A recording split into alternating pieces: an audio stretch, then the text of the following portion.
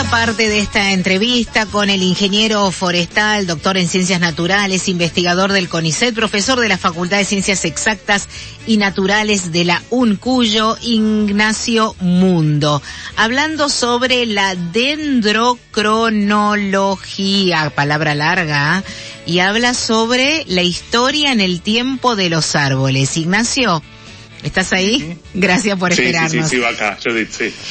Contame un poquito sobre estos estudios que se hace a partir de la madera de un árbol que uno encuentra, para entender no solamente la historia del árbol en sí, sino podríamos hablar de, no sé si sería arqueología la palabra correcta, o que me dé alguna referencia del entorno donde se encuentra esa madera. A ver, la dendrocronología es una disciplina muy general que ha sido aplicada desde sus inicios a diversos estudios o campos del conocimiento. Principalmente ha habido un fuerte sesgo a estudiar el clima, porque en definitiva los árboles obtienen recursos que les permiten crecer todos los años y que están condicionados por las condiciones ambientales, condiciones climáticas principalmente. Eso ha hecho que climatólogos hayan estado muy interesados en utilizar los árboles como registros vivientes que nos permiten reconstruir el clima del pasado. Entonces, la dendrocronología principalmente se basó en el estudio del clima, pero luego se empezó a ver que se podía utilizar para estudios ecológicos, para estudios geomorfológicos, para estudios de diversos tipos, ¿sí? Siempre tratando de usar los árboles o utilizando los árboles como medios de datación, ¿sí? Con una precisión anual. Eso es la gran ventaja que tiene la dendrocronología, que nos permite fechar y reconstruir eventos del pasado con resolución anual. Es decir, podemos tener una información año a año, que otros métodos de datación naturales no tienen este nivel de resolución. En términos, como bien vos decías, se puede utilizar para la arqueología. Es algo sorprendente y maravilloso que también se retrotrae al inicio de la disciplina en los años 20, o sea, del siglo XX, donde se empezó a ver que se podía datar fecha de la madera utilizada en construcciones en sitios arqueológicos, hasta incluso para naufragios, ¿no? Que es lo que estamos también trabajando en la actualidad. Es apasionante porque los campos de aplicación, o sea, son enormes y muy diversos. Ahora, perdón, ¿qué relación habría entre un naufragio y la madera? ¿Sería la madera de la embarcación? Exactamente, uno puede, por ejemplo, nosotros estamos interactuando con arqueólogos del Instituto Nacional de Antropología y Pensamiento Latinoamericano de Buenos Aires, que ellos tienen un programa de arqueología subacuática, y en un naufragio en particular, por ejemplo en Puerto Madryn, no se sabía el origen, había restos de madera que correspondían a un naufragio que venía siendo estudiado hace mucho tiempo, pero que no se sabía cuándo había naufragado o en realidad cuándo había sido construido. En realidad nosotros podemos datar el momento en el que el barco se construyó, porque podemos fechar la madera que se utilizó para la construcción y podemos saber el origen, podemos compararlo contra cronologías que existen de referencia, contra patrones de referencia que están correctamente ubicados espacialmente y temporalmente, y decir, bueno, este barco fue construido en esta región, en esta fecha. ¿Y cómo se hace ese estudio? O sea, ¿qué hace? Bueno, me entiendo que le deben quitar todo los restos, residuos a la madera, se me ocurre si hay pintura, pero ¿cómo podés leer esa información, ese lenguaje que te está dando ese árbol?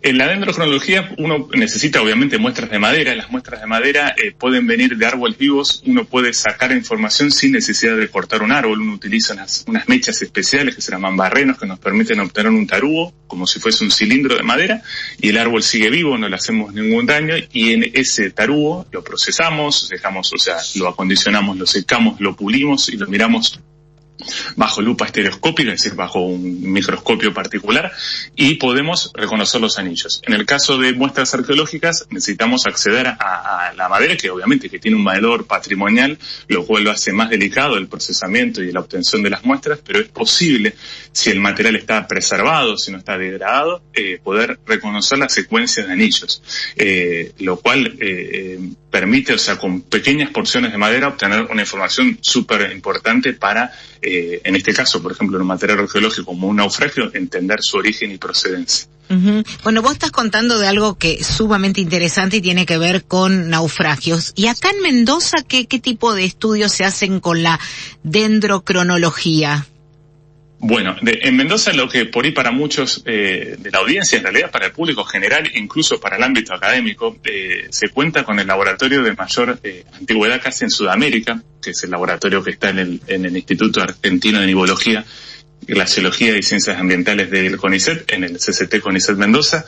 Este laboratorio, que tiene 40 años ya de existencia, ha generado un grupo de trabajo muy grande en el cual yo formo parte y que trabajamos en ambientes muy diversos, no solamente en la región del Monte, que es donde está Mendoza, sino en Patagonia, en el norte del país, en las yungas, en Bolivia, en otros países. O sea, no es solamente local el estudio. En Mendoza en particular, los grupos que trabajan en la vegetación nativa les ha permitido entender la ecología de los bosques del monte, entender, reconstruir, por ejemplo, caudales de ríos, es decir, a partir de las secuencias de anillos podemos reconstruir caudales de ríos, entenderlas, por ejemplo, la precipitación de Santiago de Chile, y eso tiene un fuerte impacto en los recursos hídricos que obtenemos de este lado de la cordillera. Es decir, las aplicaciones son amplísimas y en el contexto actual del cambio climático eso nos sirve para entender cómo fue el pasado y entender cómo va a ser la respuesta al futuro y prever, ¿no? Es decir, eso es súper importante para decir, hagamos un uso sustentable de los recursos porque, ojo, que en el pasado hubo momentos que hubo escasez y que los árboles nos lo están contando, ¿no? O que hubo momentos de abundancia, por ejemplo, ¿no? Para planificar una obra hídrica es de gran importancia conocer el pasado. No, me quedo sorprendida porque pienso que todo lo que vos estás diciendo hoy, la tecnología te da esa información, ¿no? Los sensores, uh-huh, etcétera, etcétera. Pero estamos hablando de un elemento natural que viene de la uh-huh, naturaleza, que por millones de años te está dando información que hoy recién, digamos, la tecnología en las últimas décadas ha podido conseguir. O sea, toda la información que de por sí un árbol te está dando. Totalmente, Judith. Los árboles han permitido calibrar modelos desarrollados con computadoras, ¿no? Y eso es increíble, es decir, muchos de los modelos meteorológicos, climáticos que se utilizan, se terminan validando en los modelos de circulación global, se terminan comparando con registros naturales como por ejemplo los árboles. Eso es increíble porque en realidad son los testigos vivientes de cómo ha sido la historia ambiental de la Tierra. Uh-huh. Así que es maravilloso. Qué bárbaro. Y uno, eso, lo que vos decís, o sea, es algo que no es desarrollado por el hombre, sino que está en la naturaleza y que nos cuenta fielmente cómo han sido las condiciones ambientales del pasado. Te quiero hacer una última pregunta, pero me encantaría seguir charlando con vos en otra oportunidad, Ignacio. Vos dijiste que en Mendoza, ¿qué tenemos? ¿Monte es la característica del arbolado? La región fitogeográfica, es decir, cómo clasificamos la vegetación del país, se divide en regiones fitogeográficas, ¿no? Sí. Y la región donde se encuentra la provincia de Mendoza se llama la región del monte, que es caracterizado por una vegetación xerofítica, una vegetación que está bien adaptada, que evolucionó en las condiciones de baja disponibilidad hídrica, de altas temperaturas en las que vivimos en Mendoza. Es donde deberíamos copiar, imitar lo que la naturaleza, lo que la historia evolutiva de la Tierra ha moldeado a la vegetación y lo que está mejor adaptado a las condiciones que tenemos. Uh-huh. El manejo que ha hecho el hombre del recurso hídrico ha permitido tener los oasis que tenemos en la provincia de Mendoza y que permiten la vida como la conocemos actualmente. Pero claro, si no se hubiese manejado el agua, como lo iniciaron los pueblos originarios de la provincia, la vegetación que tendríamos es la que observamos cuando salimos de los oasis. Claro, ¿no? Es cierto. Y monte uh-huh, no necesariamente significa tener mucho agua. Exactamente, es una vegetación que está bien adaptada a obtener el agua escasa que hay en la provincia y que ha evolucionado con este ambiente. Bueno, Ignacio, súper interesante. Vamos a seguir charlando seguramente en otra oportunidad. Por ahora te quiero agradecer por tu tiempo y celebrando, por supuesto, el día. No sé, ¿sabes qué? Me quedó la duda si es nacional o internacional Día del Árbol. Es un día nacional del árbol. Muy bien. Abrazos, muchísimas gracias, Ignacio, muy amable. Muchísimas gracias, un gusto hablar con ustedes. Igualmente. Hablábamos con Ignacio Mundo, quien es ingeniero forestal, doctor en ciencias naturales, investigador del CONICET. Linda nota para celebrar el Día del Árbol. El clima ideal para comenzar el fin de semana. Clima de radio por LB10.